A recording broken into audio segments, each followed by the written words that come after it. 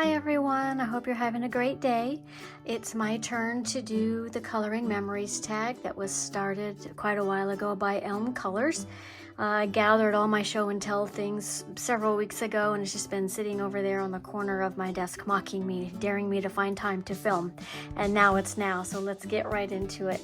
The first question is your favorite coloring book or books as a kid, and this is it. This is the actual book. So this came out in 1975, but I have no idea when my parents bought it for me. That I was 7 years old in 1975, so I don't know if they got it right then.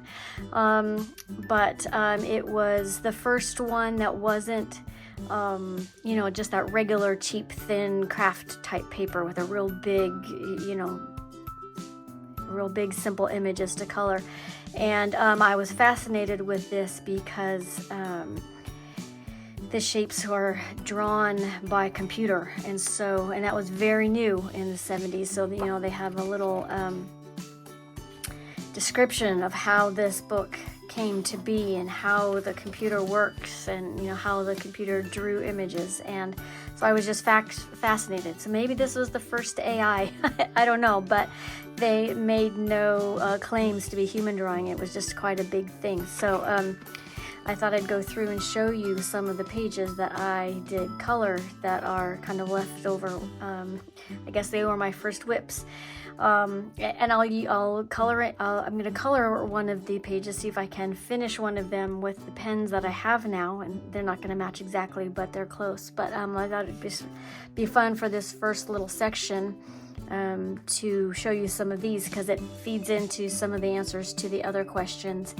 So I might do a couple of the questions out of order just because of that, just to make it easier. But so yeah, the point of the book is all of these are straight lines, but when you put together at certain angles, it made abstract shapes, and you can do whatever you want out of it. So these are just some of the patterns that I started. There's only one finished one here, but what I like about this and why it's full of memories is I could see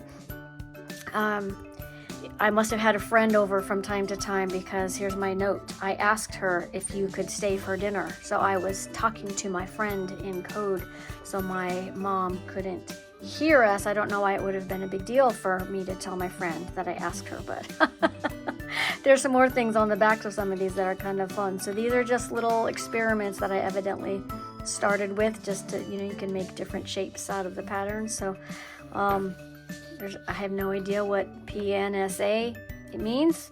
Not something at the time, but here's one finished page that was kind of fun. And these are all probably Pentel felt tip pens, and that is the actually second question, is what was your go-to art supply as a kid? And at first it was just regular crayons, but I think by the time I got to this age it was pens like this, just like a felt tip marker type of thing, because their colors were more vibrant than I could get with the crayons. And the pencils that we had were just super cheap ones that weren't very dark at all. I think this was in pencil, and it's just, it might be brighter on the screen than it is in real life, but yeah, pens were always brighter, so it was fun to experiment with those more. Oh, that doesn't have anything on it. And this was a finished page, but I think I messed up on the edge, so I just cut it off. So all you can see is the finished part. But just lots of unfinished patterns here. Oh, here's a finished one. That's fun. Another, and see, my original swatch charts. They were trying to figure out which colors would make my rainbow. Yeah, so it's just kind of fun to look back on these and remember doing those. So here we were playing Hangman with Lonnie Anderson, Lorne Green, Loretta Spang, Meredith Baxter Burney. There must have been somebody, we must have been watching TV and, figuring out my patterns. So I think that was probably for Lisa. She was my friend who lived down the street, so we used to play together a lot. So yeah, lots of memories in this book. And see more doodles. And that's how I used to doodle. And that was the next question was, did you color or did you draw more? And it was definitely color, because I had no drawing skills to save my life, but I doodled. And a lot of my doodles, I even do in meetings to this day, I was looking to see if there's any more in the back, is just, geometric shapes and things. But I doodle just, I was figuring out the pens and doing the loops and things. So definitely so that's the third question. Third question, did you color or draw more? So definitely colored. The one memory I have of actually drawing was I had like a cork board in my room, and I remember thinking that I would I had a grand plan of making a seasonal decoration on that cork board. So I remember it was fall when I did the first one. Well, I only did one because I didn't even finish the first one, but I colored all the elements of a scene, like a house and a cat and a witch and a ghost and a pumpkin and a fence, and then I colored them. I drew them, colored them, cut them out, and then made a scene on my cork board. And my intention was I would do one every season. Well, I didn't, so I never, because I think I decided even just in that first one, I don't draw well, so, and that wasn't the fun part. So, this is the one I'm gonna try to fill in some of this, so I'm gonna set that aside. But it's just fun. These pages are all, they're all kind of yellowing and stuff, but it's just fun to look back and see what I did all those years ago, and maybe I will finish some of them, maybe I won't, I don't know. But then some of these pages my sister Pam did, and so it's fun to have those on here because all of her pages that are in here are finished. And she obviously had an eye for the color schemes. These colors were very popular in the 70s. So I can definitely see their influence of the time there, but I was just in awe of her skill in putting colors and patterns together. So I always really liked coloring with her, and this one of hers was another one of my favorites. But I just really liked her style. So thanks, Pam, for leaving me your artwork. She does quilts now, and then these two are the two that my sister did. These were portraits of my parents. And maybe I'll try to find pictures of my parents to put up here so you can see, because you can totally tell that's who they are. She did amazing, and I should frame these. I have a little section up here in my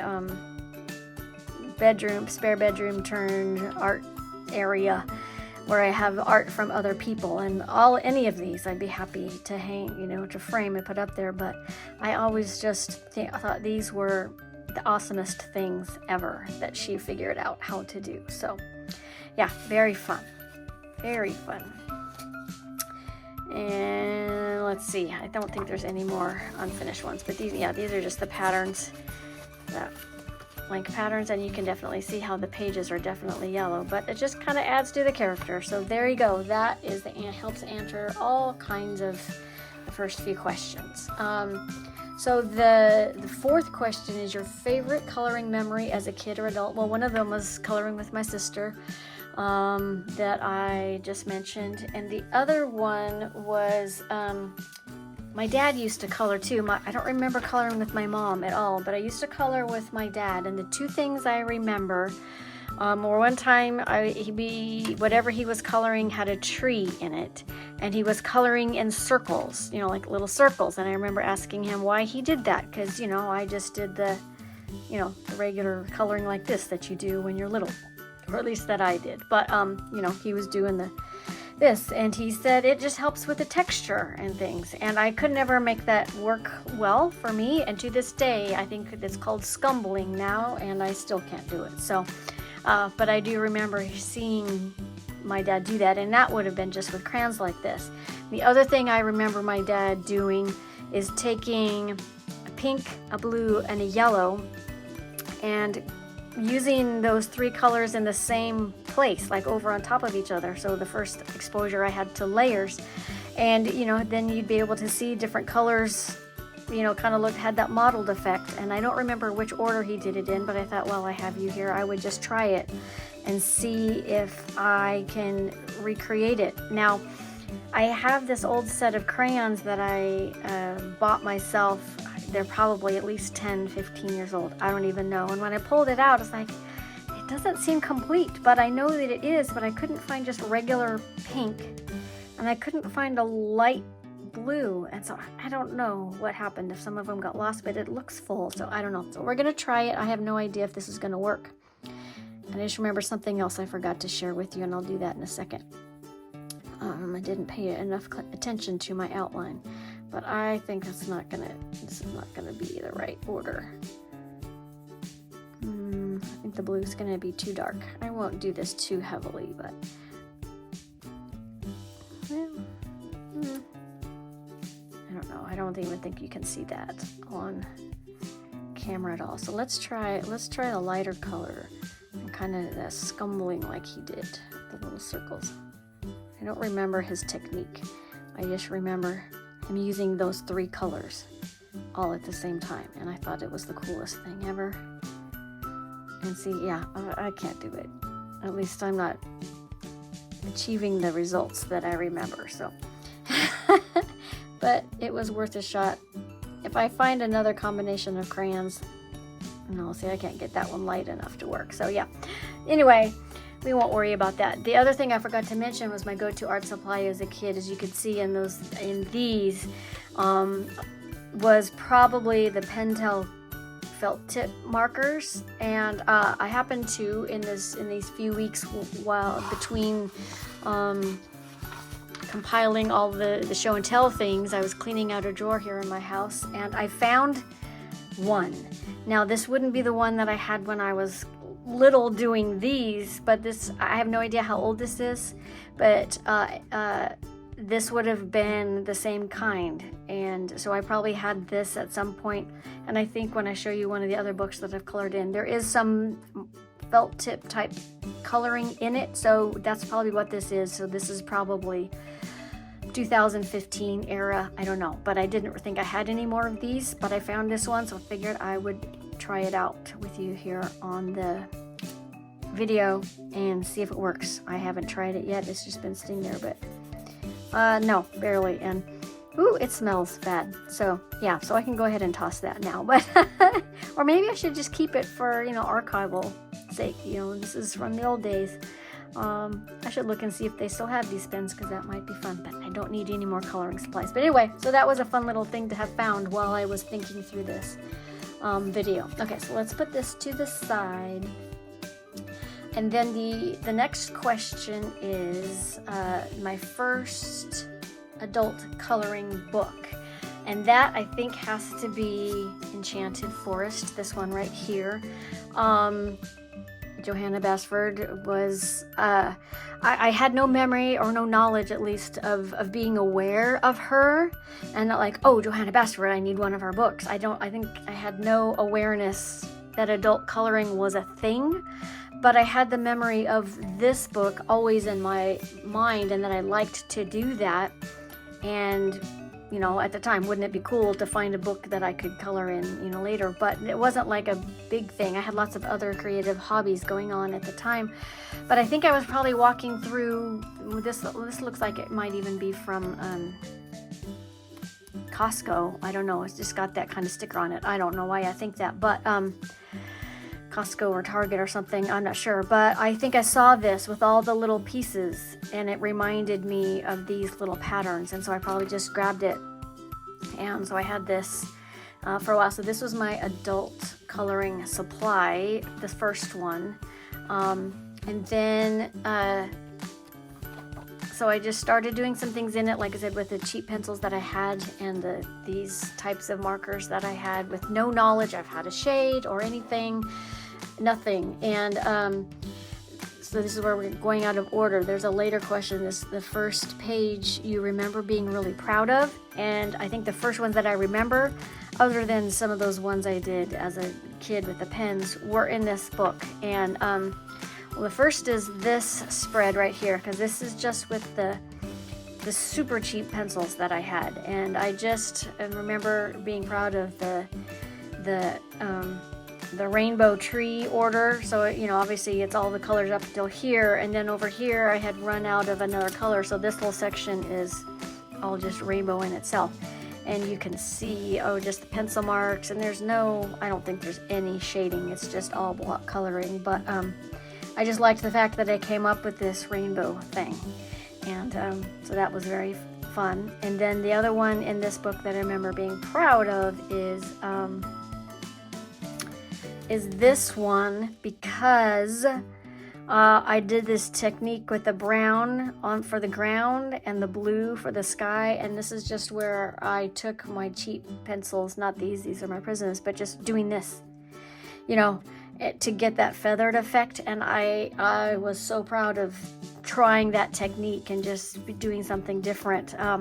And you know, when I was doing these, I had no concept of planning.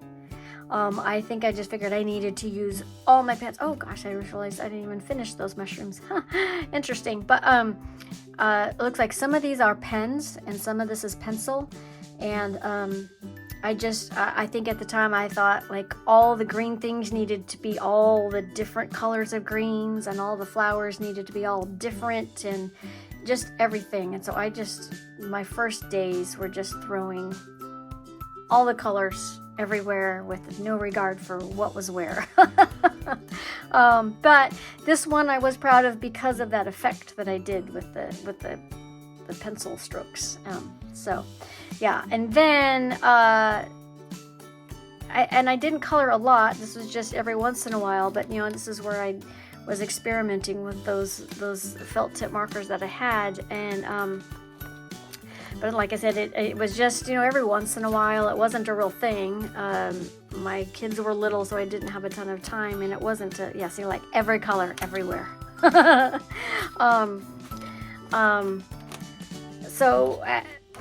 Later, you know, as I got other coloring books, and in a second in another question, you know, when I really started getting into it and realizing how simplistic and by then this book had already started falling apart. So this book kind of became where I would test things. So as I became aware of how to blend from one color to the other, it was like, oh, that's a thing, I'm going to try it. This kind of book became the place where I would try stuff like that. So, you know, I always wonder, should I get this book again and just color it well? But there's so many other coloring books, so I probably won't. This will probably just be my part of my memories. I don't know. But every once in a while I do think, oh, I could color that page, but I haven't. So we'll see. But right now it just lives as part of my archive. And then the other one that I remember being proud of is in Johanna's Christmas book, which I got the year after that. And I remember thinking when this came out, because I love Christmas and I had fun in that book, and so I just grabbed this probably at Target or Costco again. I can't remember where. I don't know, that doesn't tell me anything, but looks like the same kind of tag. So, but I still wasn't aware of a lot of things, but by then I was aware of shading and things. And so this was one where I really tried to be real mindful of the colors and how they work together and coordinating them and shading and things. And so, I loved this page. I still do. I still like, and I think I borrowed the colors. I got the colors from someone, but even then, I think I'm remembering out of order. I must have seen a picture somewhere, because I wasn't aware still of the whole, like, Instagram, hashtag, YouTube. Was YouTube even a thing? Yeah, it was a thing. But, you know, I just wasn't aware of it. But somewhere I had seen a picture that had these kind of colors, and that's where it came from. But then a few years later, after doing that one, then I colored this one with similar colors with the background, just so they'd be similar but different, because I wasn't sure if I'd be able to match it exactly, so I didn't want it to look mismatched. I just wanted it to look coordinated. So I still like these, just because this was my first page with techniques that I remember thinking I really like that one. So but again, this book, I started in it while I was just starting to become aware of things. So this is still just my markers and cheap pencils and things, most of these. Yeah, so like the Steenie, I think those even were like the fine liner things, because that's all I knew, that's all I could find. And so yeah, same thing. I think I did this with those kind of pens too. But so this one I may get another copy of, just and see, like this one I just like threw all my colors at it. Now I think I would do that. So different now if I did it again. And there is actually a color back here. That was before I knew anything about like coloring backgrounds and things. And this is where you can see, I don't know if you can tell, where I attempted to do that little circle scrumbling thing. It just doesn't look good to me. And I would totally do it different now. But and like I said, I didn't know anything about shading, and I don't think I at the time could have done anything with markers, because they weren't like the alcohol markers. They're just straight felt tips, and I don't think I could have done any different. But so we'll see. I might get that one, a new version of this, to color in more better. Okay, so then the next question, well, I'm going to pull this back so I can have something to do while I don't have something to show you. Like I said, I'm just going to try to continue this pattern with some of these pens that I have now, the Staedtler Tri-Plus fine liners. This isn't what I colored these with, but these are the closest things that I'm going to have. So I'm going to try to pay attention to the pattern and talk at the same time in between show and tell things. So the next question is the first adult coloring supply. Is that the next question? No, I renumbered things because I did some things out of order. So the next question is, how did you get into adult coloring? So I don't really count all those things I've showed you up at this point as really adult coloring. They were my first attempts at it, but like I said, I didn't know it was a thing. But the first real thing that I count is after those came out, I happened to see and I liked those. I was like, yeah, that's a thing I could get into. Still not intensely, but just, yeah, it's interesting. But I saw I came across Ivy and the Inky Butterfly, and I loved the story aspect of it so much. I was just, that's so cool. And as I was thumbing through the beginning and reading all the little introductory things that she has at the beginning, she mentioned the hashtag, use Inky Ivy and share it on social media. I'm like, what? There's a hashtag for this book? What is that?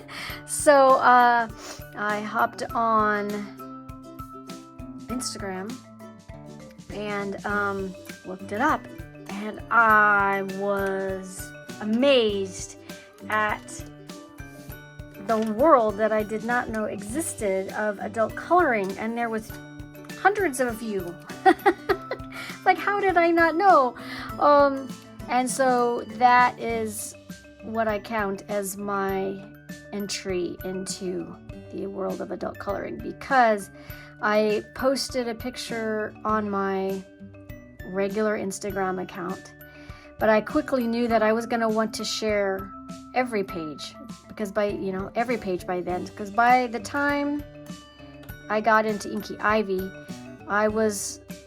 my kids were older by then, and looks not too bad. They're bleeding together a little bit more than those did, but by then I knew that was something I could probably do every day. And because my husband and I would sit and relax for a few hours at the end of the day, just watching TV and unwinding after a busy day, and that's something that I could do there. And so that's what I did. And but I knew, like I said, that I would want to share all my pages, and I didn't want to spam my friends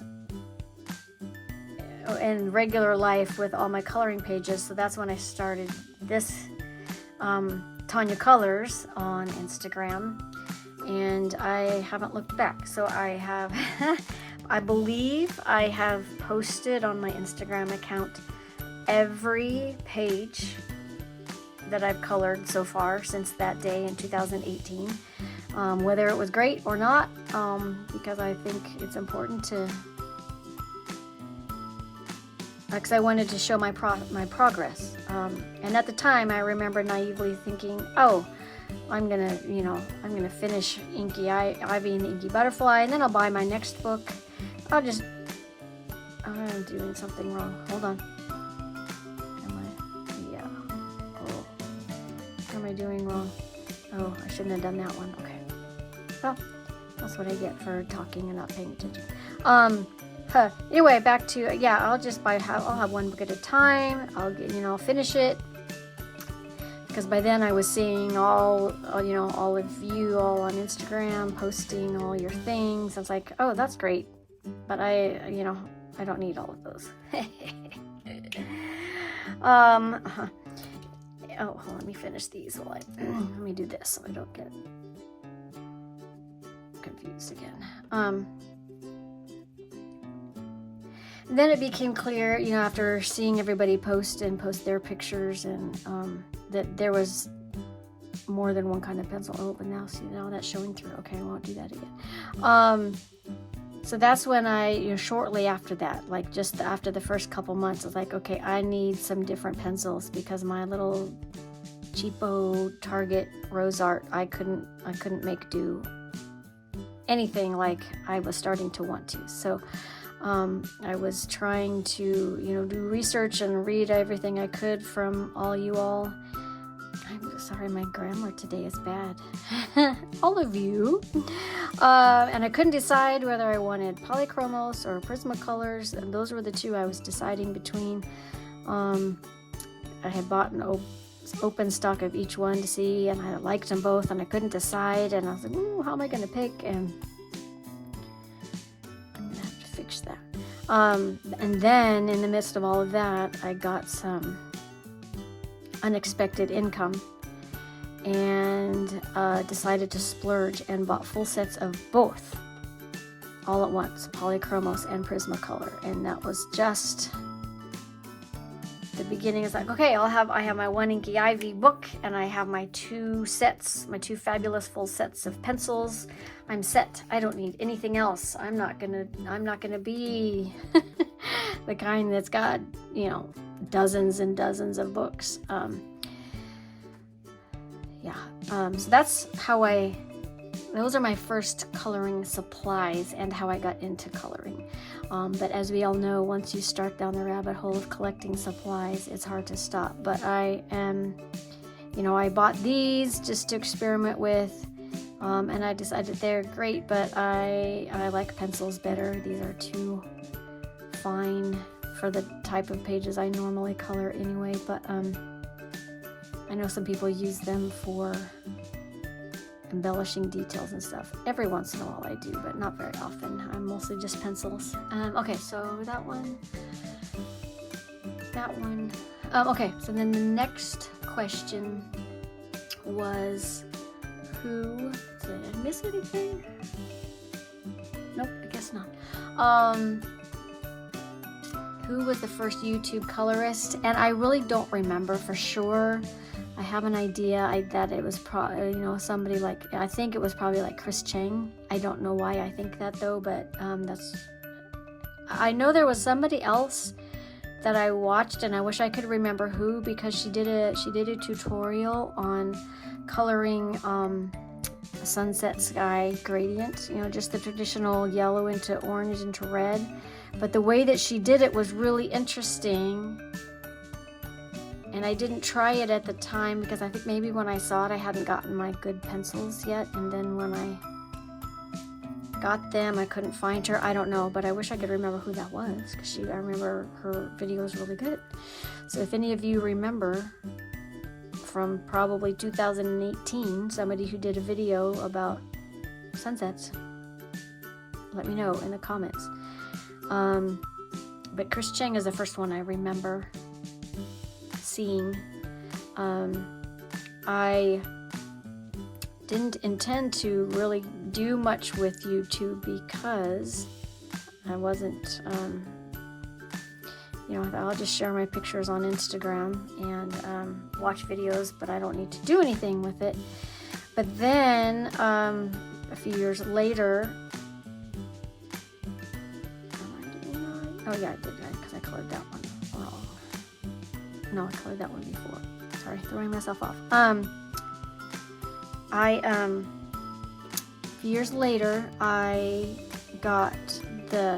loved the story aspect of Ivy and the Inky Butterfly so much that I decided that I wanted to try. I had a story in my head that I wanted to try to write, and I thought, wouldn't it be cool to make a regular coloring book into a storybook along the lines of Ivy and the Inky Butterfly? So I kind of was I had the story in mind, not specifically written, but kind of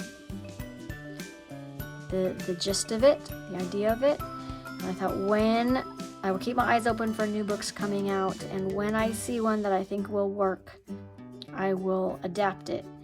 And when World of Flowers came out, when I first started seeing Johanna's teaser videos, that's when I knew, oh, where's my purple?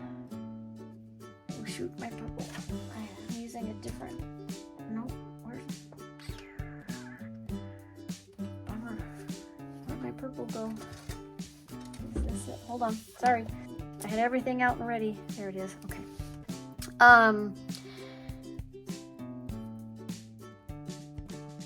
So I proceeded, when I saw her teaser videos, to get my story ready. And I have toyed with making a video about how I made my storybook. I just haven't done it yet. But when her book came out, then I carried out my plan. Sorry, this is a long point to this story, but I carried out my plan of turning her coloring book into a book and finishing it, which I completed. So it's done. And when it was done, I thought, I need a place to read my story and store it. So I uploaded one video on YouTube, and that was my Ivy or the World of Flowers story that I wrote. And I thought, I'm never going to do anything with YouTube other than that.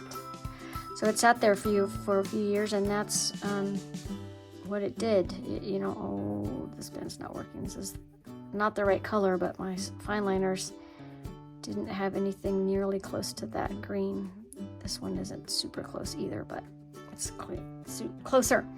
But then I started thinking it might be fun to do something with it and experiment. So that's kind of what I'm doing now, what I've been doing for the last, I don't know, year-ish. I'm not sure, can't remember.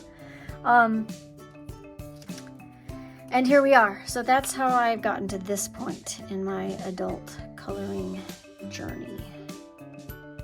And yeah. So that was the first YouTube, how I got to here. And then the last question is, what made you think, yes, I am now absolutely an adult colorist? And I don't know if I had a moment like that. But the closest thing I could think of is early on, like a few months after I started my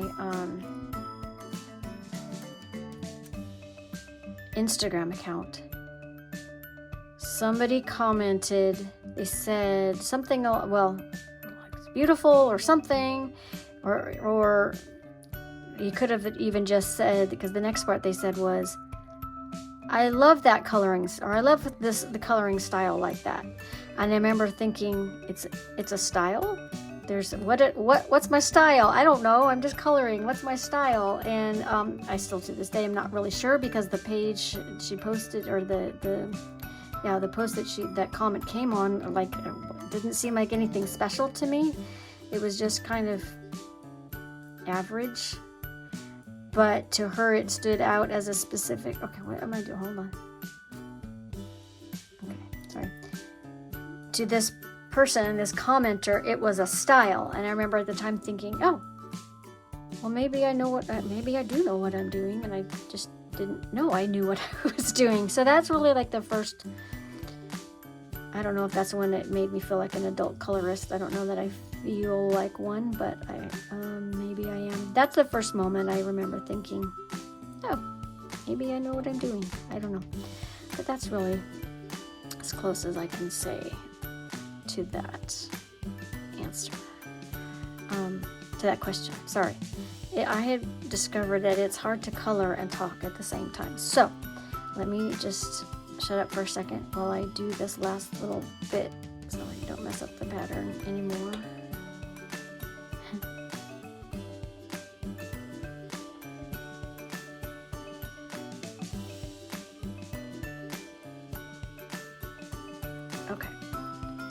Okay, well, it's not exactly the same, but if you didn't know, I mean, you have to pay attention to see that.